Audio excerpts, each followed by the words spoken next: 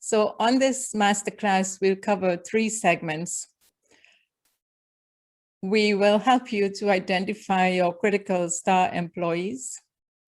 And we would also, through the sharing of data, I hope to help you to take some actions on your own to be able to engage your strong bench of star employees, those people who are indispensable to the success of your organization, of your team, of your department. And then at the end, I would quickly move on to give you a bit more detail onto what we are proposing as an add-on strategy to sustain engagement and retention. But one of the key points today for employee retention is the war on talent. And that's because we have changed the way we worked over the last 18 months, whether we liked it or not. And there are opportunities everywhere for everyone. If you work in Bangladesh, if you live in Bangladesh, you can work in the US. If you live in Belgium, I am liaising and working with Marilyn in Singapore. We can work anywhere we want. And that means that employees have more flexibility and the war on talent is on. And even if loyalty and security are strong values for many professionals, it is not enough to retain our star employees.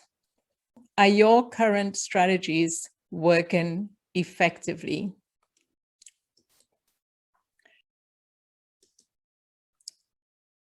Employees considered career development, learning and development. Look at the top 4 bars. Recognition programs and manager and leadership development as the top 4 programs that are most important to improving the employee experience.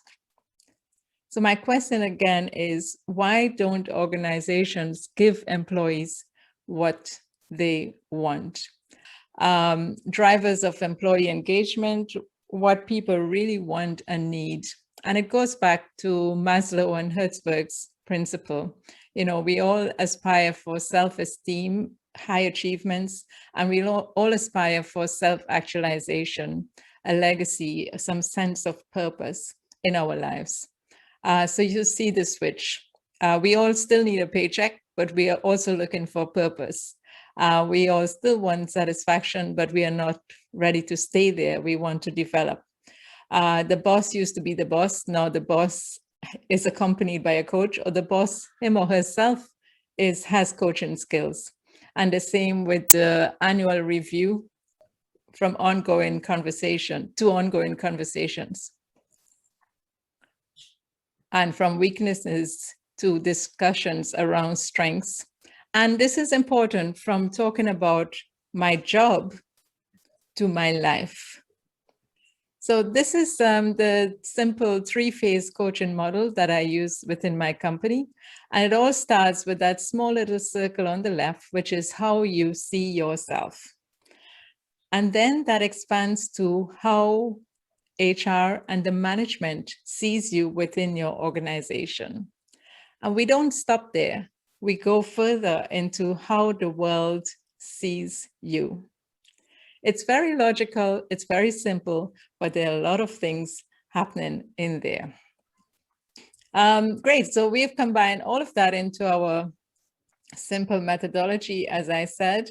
And now let's look at the first part, which is that little circle, the yellow one in the middle. Yeah, so that little circle, it has several elements in it. And this is really what I call career identity. So when your star employees work with us, this is where we really work with them to help them to understand themselves, first of all. We all tend to look outwards, but sometimes it's important for us to look inwards before we start thinking about anything else. So how do we see ourselves?